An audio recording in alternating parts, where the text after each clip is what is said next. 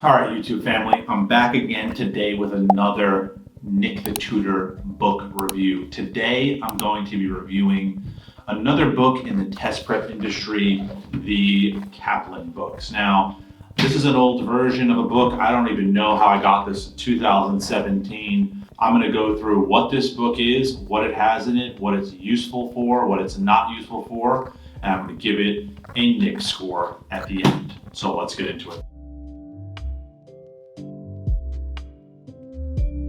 As you may have known, I reviewed both the Black Book and the Erica Meltzer books on my channel, so definitely check out those videos because I give an in-depth review and also a score.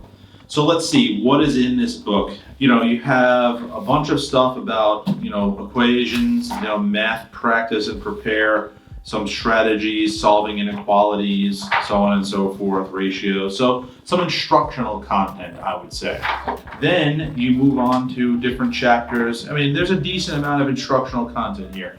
If you're a total beginner, if you don't know math concepts, I guess that could be of use to you. And then you have stuff about the section, a little bit about how to take the reading section, different kinds of questions, some kind of strategies, Kaplan methods. Not really sure what to make about this. I mean, I found in the past, and this is years ago, that most of this kind of strategy is just not very useful. You don't want to use the Kaplan strategies.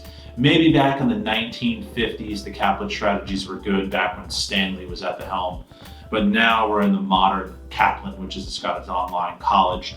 Really not a major player in the SAT prep industry anymore. So yeah, I wouldn't listen to their strategies. They're probably hot garbage mixed inside of a train wreck, inside of a dumpster fire, whatever that guy said, but they are trash. So yeah, I wouldn't listen to the strategies, guys. I think they may be a little outdated, or they're just not really on trend. Now, then what we have is practice tests. So you have 4 or 5 practice tests here, and I think you can even get an extra practice test online. Now, why is this book totally and utterly useless? You tell me. Well, actually, you can't talk because this is a video, but I'll tell you. You can find everything that's in this book, from practice tests to instruction about circles, online. That is why this book is absolute hot garbage. Now, you go on Khan Academy, not only can you find, I think, something like 8 to 10 real SATs, you also can find ample hours of instructional videos. So that said, this book is just obsolete. I don't know why anyone would buy this book.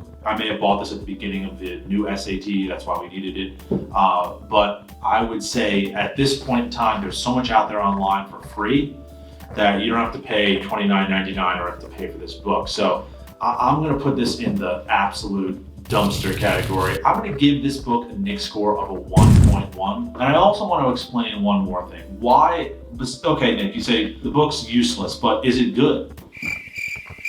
The book is not good, right? The strategy is not good, the material is not necessary, and the tests I've found are not super accurate to what the real test is. They try to just copy the problems of the current SAT exams. Those exams that they copied in the beginning are kind of obsolete as well. College Board removed exam 2 and exam 4 from their website because they just weren't that great. So I would give this book an overall useless score of 1.1. I wouldn't get it. I wouldn't buy it. Obviously, I'm not being paid for this review, but I just don't think it's useful. Now, there are other books that are useful, and you can check those out in these other videos right here.